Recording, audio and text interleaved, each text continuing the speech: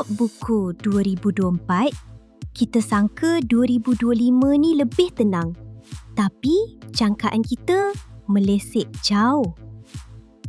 Tahun ni, industri hiburan Malaysia bukan sekadar bagi kita drama biasa.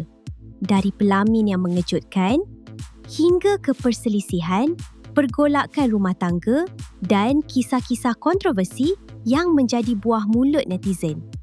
Hari ni, Oi jom nak bawa korang imbas kembali 7 kes hiburan paling panas sepanjang 2025 yang buat satu Malaysia split decision. Jom kita mula. Kita mulakan dengan berita yang paling buat industri muzik tersentak. Selama ni, nama Naim Daniel sinonim dengan imej anak muda berbakat, bersih dan disukai ramai. Tapi Disember 2025, segala-galanya berubah.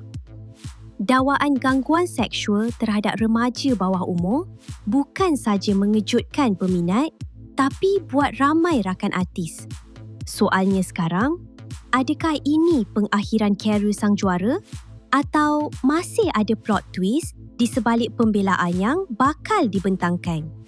Seterusnya, kisah yang netizen gelar Healing of the Year. Siapa sangka selepas air mata netizen tumpah melihat perpisahan Fatah Amin dan Fazura, Fatah muncul pula dengan berita mengejutkan pada September 2025. Perkahwinan dengan Amira Othman terus trending nombor 1. Tapi yang buat netizen panas bukan cinta. Soalan dia satu, berapa lama sebenarnya tempoh edah untuk seorang lelaki? Ini jodoh yang dirahsiakan atau takdir yang datang tepat pada masanya? Drama Sheila Amzah tahun ni bukan sekadar isu keluarga. Kali ni, dia berlanggar pula dengan gergasi rock negara, Amy Search. Semuanya bermula apabila kenyataan tentang isu seniority dibuat secara terbuka dan disalah tafsir. Keadaan jadi semakin tegang bila keluarga Amy Search mula bersuara. Ini bukan salah faham kecil. Ini pertembungan dua generasi. Satu yang menjaga adat dan protokol dan satu lagi yang mementingkan ketelusan dalam dunia digital. Kita beralih ke isu nasional yang turut menyeret nama selebriti. Isu GISBH. Tahun 2025 menyaksikan kemuncak perbicaraan kes ini. Dan dalam ramai-ramai yang bersuara, Caprice kekal dengan peranannya sebagai penyiasat bebas. Ada yang kata dia cuma nak ride the wave.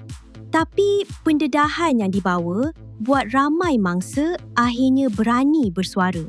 Ini bukan lagi gosip. Ini soal manipulasi agama yang buat netizen marah dan menuntut keadilan. Kita rehat sekejap dari kisah berat. Selamat datang ke War of the Pizzas. Cik Epal versus Joe Fliam.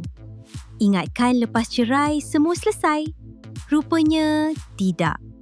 Tahun ni, perang mereka bukan lagi di mahkamah, tapi di dapur bisnes.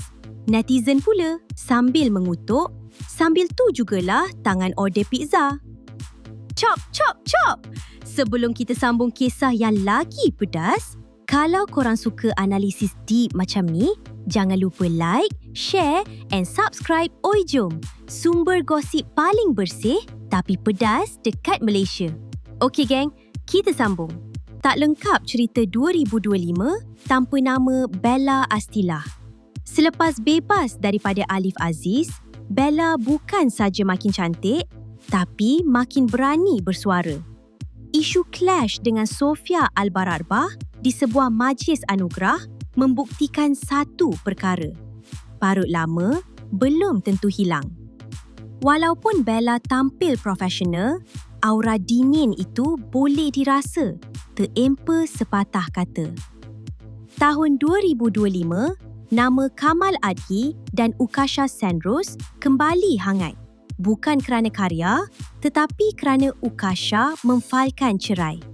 Dari awal kes di mahkamah, tajuk berita sudah mula menghiasi portal hiburan. Awal tahun, maklumat rasmi menunjukkan kedua-dua pihak hadir ke prosiding diikuti beberapa pengurusan kes sepanjang pertengahan tahun. Setiap perkembangan dari Perintah Interim himbau EVkan situasi ini tontonannya netizen. Reaksi awam beragam. Ada yang menyokong langkah Ukasha, ada yang bersimpati dengan Kamal. Bila kes terus berlanjutan ke akhir tahun, perdebatan netizen makin hangat. Setiap kenyataan rasmi disorot, dikomentar dan dikongsi berulang kali. Bagi Oi Jom, ini bukan sekadar gosip.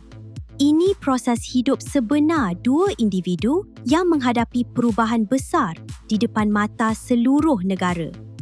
Popularitis menjadikan isu rumah tangga bukan anyone peribadi, tetapi tontonan awam. Dan kadang-kadang, yang paling pedih bukan perceraian itu sendiri, tetapi bagaimana ia dinilai, dibincang dan diramal oleh orang lain. Itulah dia, 7 kes hiburan paling panas sepanjang 2025. Yang mana satu paling buat korang terduduk? Komen kat bawah, kita bincang cara sihat. Kita jumpa lagi dalam video akan datang. Bye!